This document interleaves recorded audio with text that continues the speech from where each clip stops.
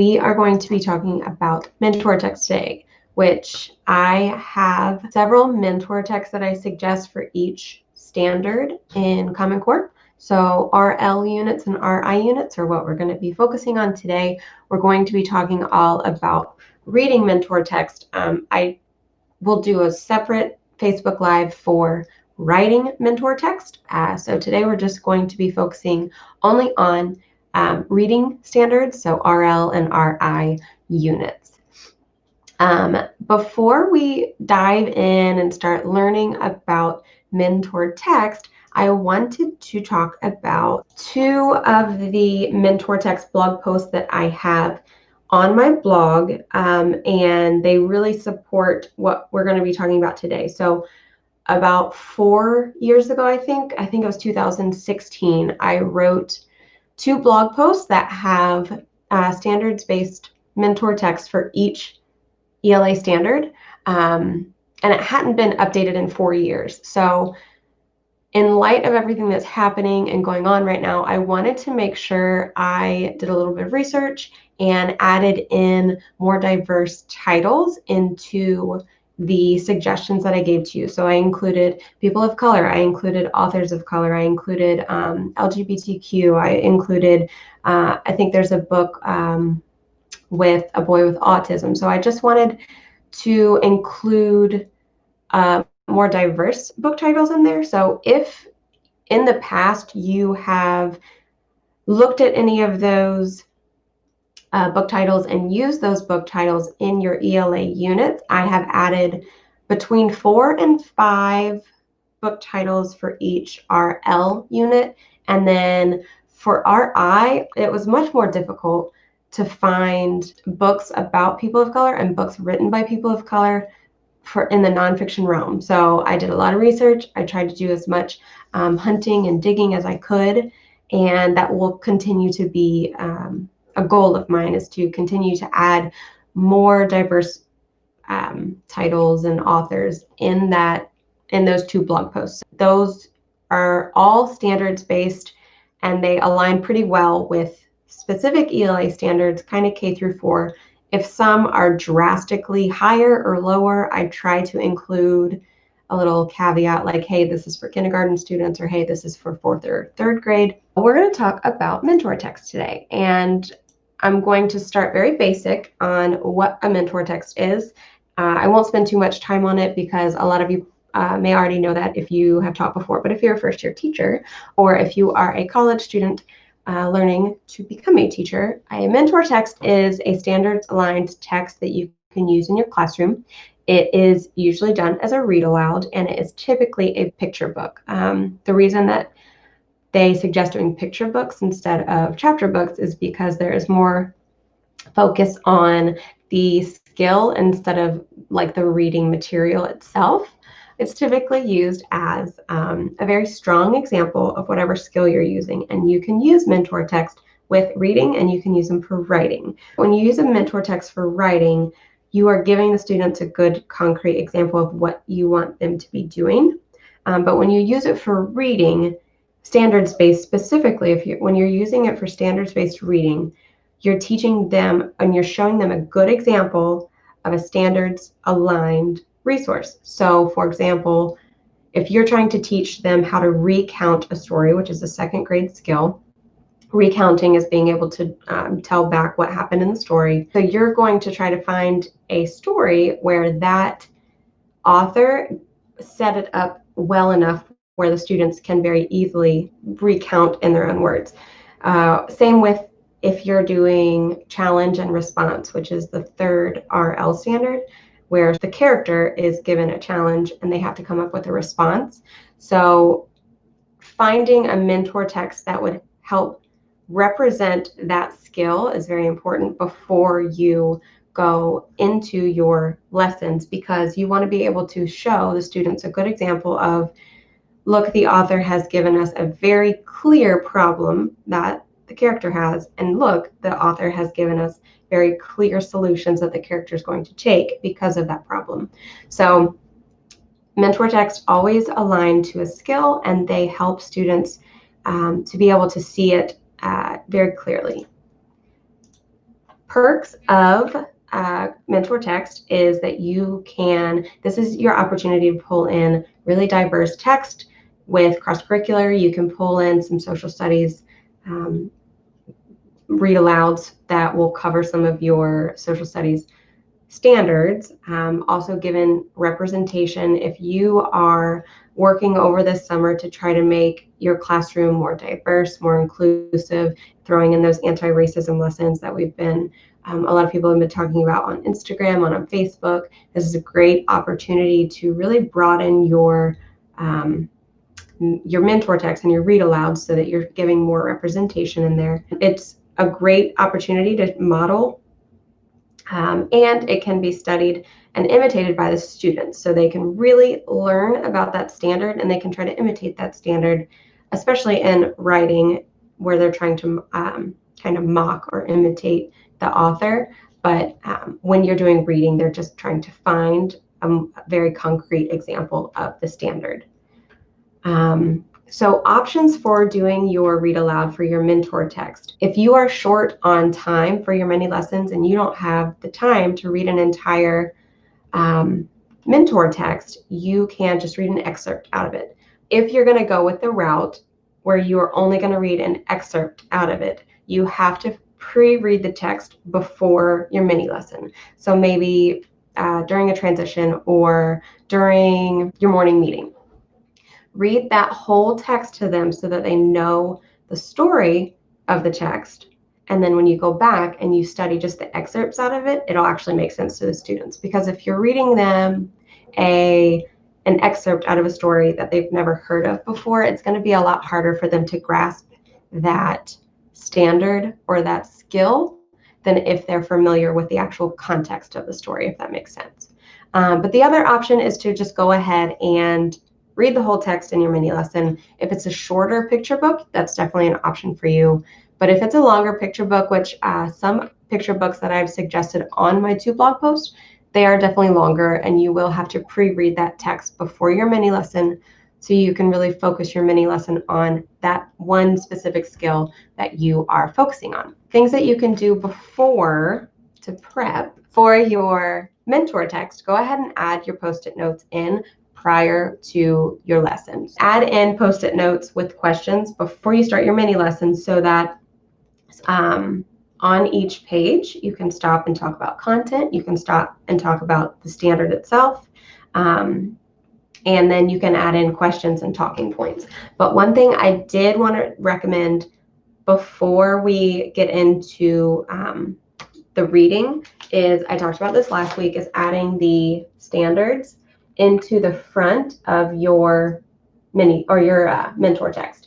That way, if you are ever very quickly looking for a book that you forgot to plan for, or maybe you pulled a book and you realize it's not going to work, you can just very quickly try to find your standards on the insides of your book. So before you read your mentor text, so we just talked all about how to prep before your mentor text and why we use mentor text. And now we're going to talk about actually reading the mentor text to the students. So before you read that, you're going to be showing the students the book and you are in teaching mode at this point. So you're telling them the title, you're showing them the cover and the author and the illustrator. But before you read that text, you want to introduce the topic to the students and you want to introduce all difficult vocabulary. So you may want to make an anchor chart with any vocabulary, especially if you're doing any informational text. But if you're going to teach an informational text and you're going to use a mentor text to teach that skill, you want to go ahead and make sure you have already pulled any difficult vocabulary so that students are not getting hung up on vocab as opposed to content. So make sure to do that before. And also, it is important to introduce the standard before you read the text. So you don't have to teach the entire lesson prior to the read aloud, but if you put a little thought into the students' minds as they're listening to you teach, that you're telling them, hey, today we're going to be learning about story elements. This is the story element standard from Common Core. So then as you're reading that text, you've already set the intention for your students. of what to be looking for in the during the story. But during your read, the first read through needs to be just content specific. You are not going to be asking standard specific questions. So the first time you read the text, for example, if you choose hello, goodbye dog, which I think in my blog post is for RL1, which is just ask and answer questions. So in your first read through of this mentor text, you are only going to be asking content-based questions. So what's happening in the story? What is the character doing? What is the dog doing? Why did the dog do that? Where are they? Very specific content questions so that when you go back to teach the standard itself and you go back to read the excerpts and you go back to discuss certain pages and certain illustrations, that's when you can focus on those standards, which I have a little part down here where it says you're thinking aloud throughout. So you are modeling as a teacher. The first time through, you're modeling thinking aloud the plot and the characters, not the standards. But then after you read the text, that's when you can go back and you can focus on the actual standard itself. And that's when you can pull all the standards-based lessons and activities for them. So that's why I suggest using your Post-it notes, because you're going to go back and you're going to reread parts of that text that focus specifically on that ELA standard, and you want to have them flagged so you're not wasting any of your precious mini lesson time on that.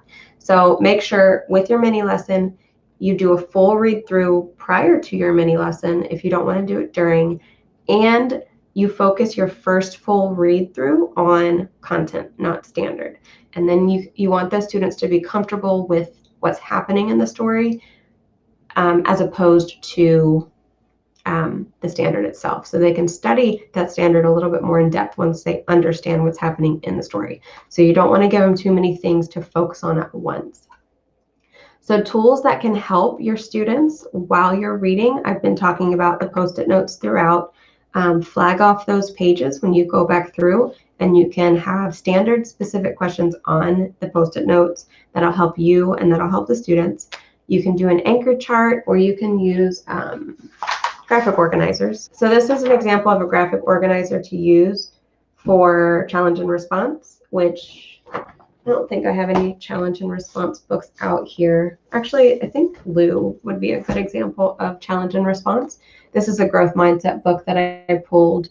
But using this challenge and response during the mini lesson can help the students because it clearly outlines exactly what skill you are specifically working on for this text. So you are working on what is Lou's challenge, how does Lou respond. It's got a little illustration part if your kids are a little bit younger and you want them to focus on the standard and the content instead of the writing. Also, anchor charts if you want it to be a whole group activity. I will show this. This is another way to pull in a tool that will help with a read aloud or a mentor text that is standards based. So this is the story of Ferdinand. We talked about it last week with summarizing, which is a 4th grade skill. You can teach summarizing prior to 4th grade, but it specifically is taught in 4th grade according to Common Core. But the anchor chart shows the SWBST strategy.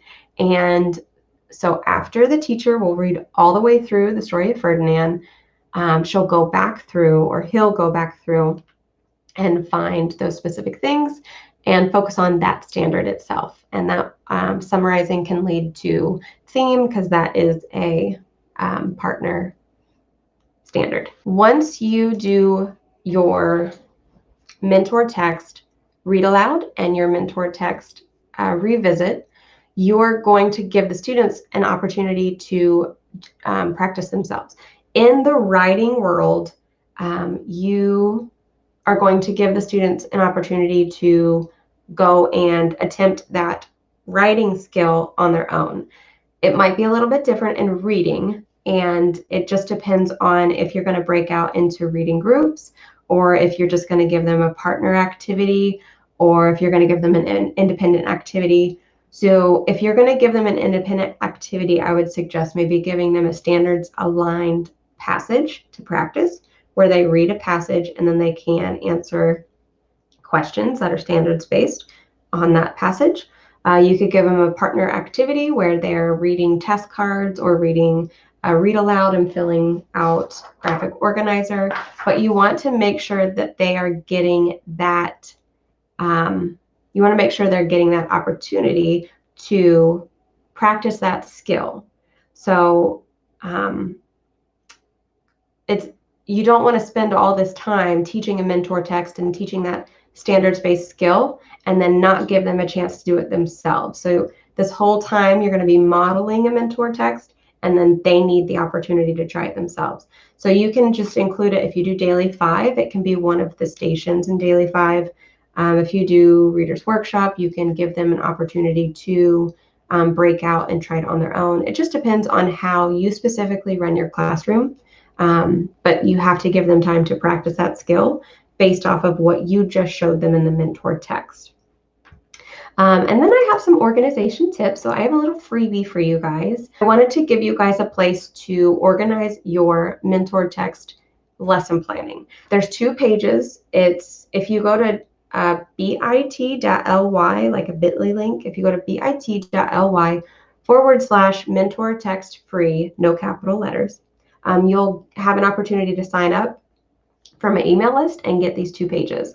And it's just an opportunity for you to organize your thoughts before lesson planning on mentor text. And each mentor text page, you have 2 spots for which text you're going to use, which skill they're going to hit that week, what questions you're going to ask for that specific mentor text. And then I also gave you guys a running list, kind of like what we did here.